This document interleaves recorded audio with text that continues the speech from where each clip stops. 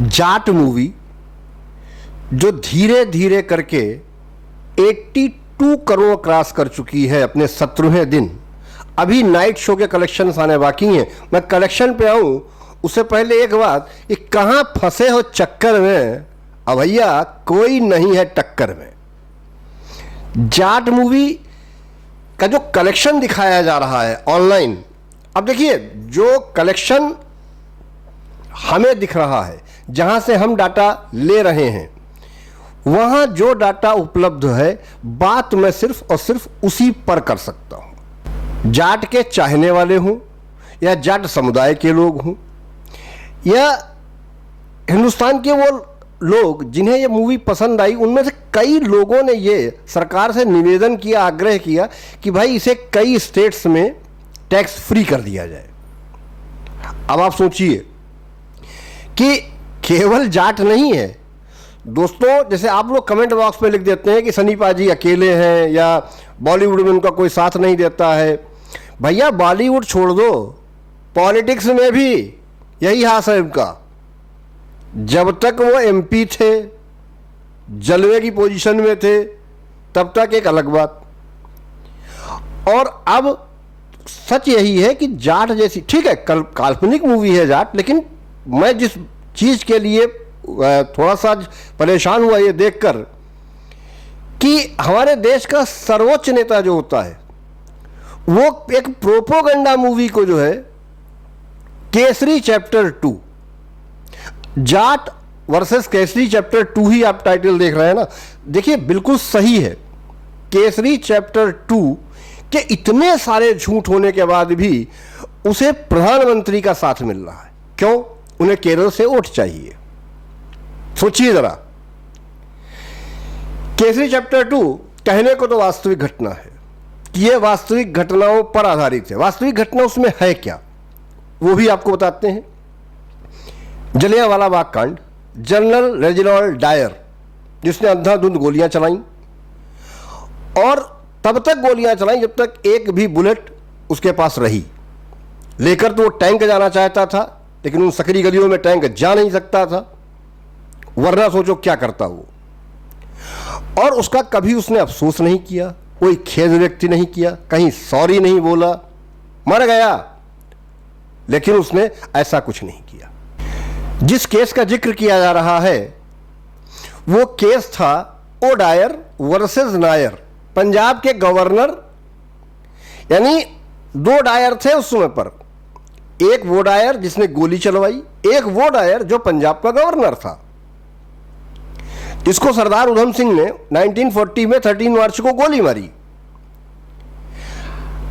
अब झूठ सोचिए कि किस लेवल का है, कि नेपोटिज्म का जो ताऊ है वो अपनी भतीजी को उसमें कैसे फिट करे, उसके लिए उसने दिलरीत का एक कैरेक्टर इजाद कर दिया। आर माधवन ने लड़ा, वो कैरेक्टर एक्चुअल में कहीं एग्जिस्ट ही नहीं करता, यानी ये 2 कैरेक्टर ही एग्जिस्ट नहीं करते हैं। नेक्स्ट, कि सी शंकरन नायर एओ ह्यूम के द्वारा बनाई गई एक पार्टी जो आज भी इस देश में है, उसके अध्यक्ष थे। अंग्रेजी सरकार के ये वो नुमाइंदे थे जिन्हें नाइटहुड की उपाधि मिली हुई थी। नाइटहुड की उपाधि यानी कि आप रानी और उसके जो शासन है उसके प्रति पूर्ण वफादारी, एक बड़ा सम्माननीय पद होता था उस समय पर, लेकिन होता तो वो भारत देश के खिलाफ ही था।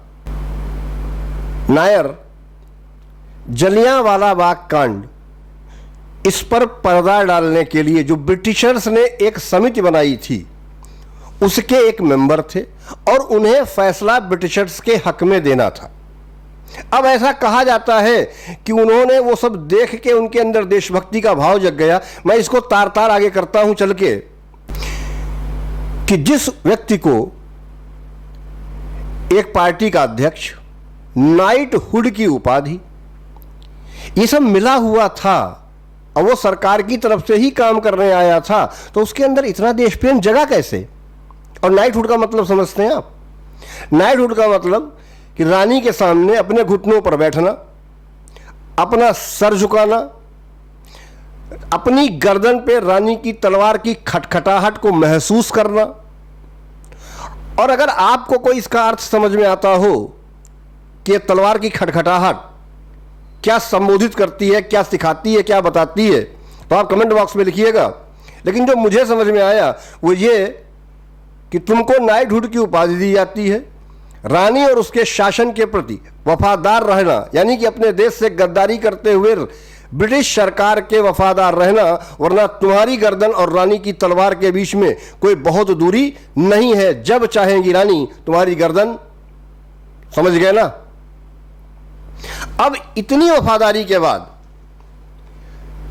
नायर साहब केस लड़ते हैं और अंत में वो डायर के सपोर्ट में चले जाते हैं कि डायर को एक चाइल्डहुड ट्रॉमा था और उस ट्रॉमा के कारण जो है उसने ऐसा किया, क्योंकि वो स्टैम्बल करता था, हकलाता था कुछ, और उस पर भारतीय बच्चे जो है उसका मजाक उड़ाते थे। ये इतनी बड़ी घटना थी कि उसने इतने बड़े मैस्कर को जो है अंजाम दे दिया। नायर साहब यहीं रुके नहीं। नायर साहब इस घटना के बाद ये केस हार जाते हैं, वहां डायर से सॉरी तक नहीं बुलवा पाते हैं। और उसके बाद जब साइमन कमीशन फिर इस देश में आता है तो नायर साहब साइमन कमीशन के पक्ष में फिर खड़े हो जाते हैं। क्या विडंबना थी देश प्रेम की! कितनी शानदार तरीके से नायर साहब का कैरेक्टर पेश किया गया है। और अभी कुछ दिनों पहले इलेक्शन के दौरान हमारे देश के प्रधानमंत्री नायर साहब की शान में कसीदे पढ़े जा रहे थे। इवन देन अभी भी केसरी चैप्टर 2 के लिए प्रधानमंत्री का साथ मिला, ऐसी कई हेडलाइंस जो हैं चमक रही हैं जब आप न्यूज चैनल्स खोलेंगे। खैर, प्रधानमंत्री के साथ मिलने से मूवीज का हिट होना संभव नहीं है। इमरजेंसी को किया, विक्रांत मैसी वाली मूवी जो सच पर आधारित थी। यार, सबसे बड़ी चीज यही है दोस्तों कि जब मूवी वही चलेगी जिस पर जनता जनार्दन का प्रेम उमड़ेगा, नहीं तो आप कुछ भी कर लीजिए, मूवी नहीं चलने वाली। पहले हफ्ते में केसरी चैप्टर 2 ने पहले हफ्ते में 46.1 करोड़ का बिजनेस किया। उसके बाद ये 4.05 और फिर 5.64 फ्राइडे और सैटरडे 2 दिन कलेक्शन करती है। टोटल कलेक्शन इसका 55.79 करोड़ है। ऑक्यूपेंसी इसकी 2 फिगर में है, 11.24 इसकी ऑक्यूपेंसी है मॉर्निंग शो की, 24% के आसपास इसकी आफ्टरनून शो की है और 28% के आसपास इसकी जो है ऑक्यूपेंसी इवनिंग शो की है। नाइट शो की भी नहीं आई है। ठीक, यहां तक बात समझ में आती है। अब आते हैं जाट पर। अब देखिए कितना अलग रवैया है जाट के प्रति, चाहे वो बॉलीवुड हो, चाहे वो राजनीति हो। उन्हें 20-21 सालों बाद ये मौका मिला। गदर 2 भी 23 में आई थी और जाट 25 में, यानी बीच में 2 वर्षों का समय रहा। खैर, उनकी आने वाली मूवीज कई सारी लाइन में हैं। लाहौर 47 है, सफ़र है जो कि शायद OTT पर ही आनी है, और बॉर्डर 2 है, उसकी शूटिंग भी शुरू हो गई है। अब अगर जाट की बात की जाए, भाई जाट एक काल्पनिक कहानी है। एक ऐसा गांव आंध्र प्रदेश का जहां पर एक बुरा आदमी उनकी जमीनें हड़प रहा है, उनको मार रहा है, उन पर अत्याचार कर रहा है, और एक फौजी कहीं बाहर से आता है। कहानी एक इडली के गिरने और उसके सॉरी बोलने से शुरू होती और उस अंत तक कैसे पहुंचती है, ये मूवी देखिए और मजा लीजिए। मैं अभी भी कहता हूं कि मूवी देखिए और मजा लीजिए, और मूवी का मजा सिर्फ और सिर्फ हॉल में ही आएगा। कम से कम एक जाट की कहानी है। एक बंदा है जो बुराई के खिलाफ लड़ रहा है। और देखिए, ये बात अमिताभ बच्चन ने एक बार पूछा था अपने पिताजी से कि पिताजी, आप मूवीज करता मैं हूं और आप देखते क्यों हैं? तो उन्होंने कहा था कि यार, यही एक ऐसी जगह बेटा है जहां पर 2 घंटे, 2.5 घंटे, 3 घंटे, बड़ी मूवी है 3.5 घंटे, इतनी देर में पोएटिक जस्टिस हो जाता है, जो कि कोर्ट और कचहरियों में सालों क्या सदियां लग जाती हैं। पोएटिक जस्टिस पाने में, न्याय नहीं मिलता है। तो यह सच है कि पोएटिक जस्टिस, और पोएटिक जस्टिस का मतलब क्या है? बुराई है, अच्छाई की बुराई पर जीत है। पब्लिक को और क्या चाहिए?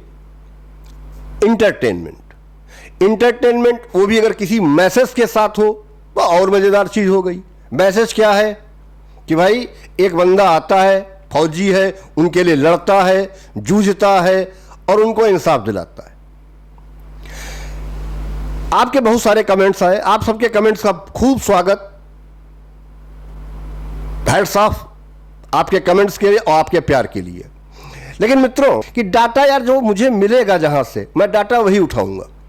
अब अगर आप ये कहेंगे कि मैं कह दूं कि सनी देओल की मूवी 500 करोड़ पार कर गई या 400 करोड़ पार कर गई, मैं नहीं बोल सकता हूं। मेरे पास डाटा जो है मैं उसका देखिए लगाया दे रहा हूं। ये आप देख लीजिए कि टोटल कितना आज तक कलेक्शन हुआ। ओवरसीज का कलेक्शन भी आने में 2 दिन लगते हैं, कम से कम 2 दिन पहले का ही कलेक्शन मिलता है ओवरसीज का। जाट का कलेक्शन कमजोर नहीं है। मैं इसको सुपर डुपर हिट मूवी है जाट इस साल की, यह भी सच है। जनता का इतना प्यार, यह भी सच है। पब्लिक ने खूब पसंद किया है, यह भी सच है। और यह भी सच है कि वर्ड ऑफ माउथ भी जाट को जितना मिला है उतना कम है। और उस लिहाज से अगर देखा जाए तो कमाई के आंकड़े सच में उतने नहीं दिख रहे हैं जितने कि दिखने चाहिए थे। अब कोई चीज अगर छुपाई जा रही है तो देखिए वो मेकर्स का और इनकम टैक्स वालों के बीच का मसला है। उसमें मैं कौन, दाल भात में मूसल चंद, है ना। तो मैं तो ऐसा नहीं कर सकता हूं। मुझे जो फिगर मिलेंगे, डाटा मिलेगा, मैं उस पर आपको राय दूंगा, अपनी बात रखूंगा। और आशा करता हूं कि आप लोग ऐसे ही प्यार देते रहेंगे, कमेंट करते रहिए। अब यहां तक अगर रुके हुए हैं तो प्लीज वीडियो को लाइक करके जाइएगा। मैं आशीष कुमार वाजपेयी और आप देख रहे हैं गर्दा रिव्यूज। मेरे चैनल को अब तक अगर सब्सक्राइब नहीं किया है तो प्लीज सब्सक्राइब कर लीजिए।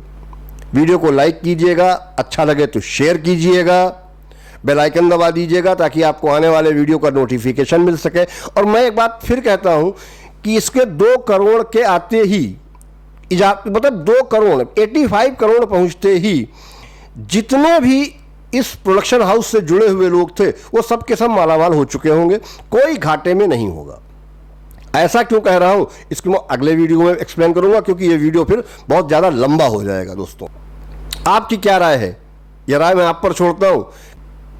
आज की वीडियो में सिर्फ इतना ही। मिलते हैं आपसे ग्राउंड जीरो की रिपोर्टिंग के साथ। तब तक के लिए जय हिंद, वंदे मातरम।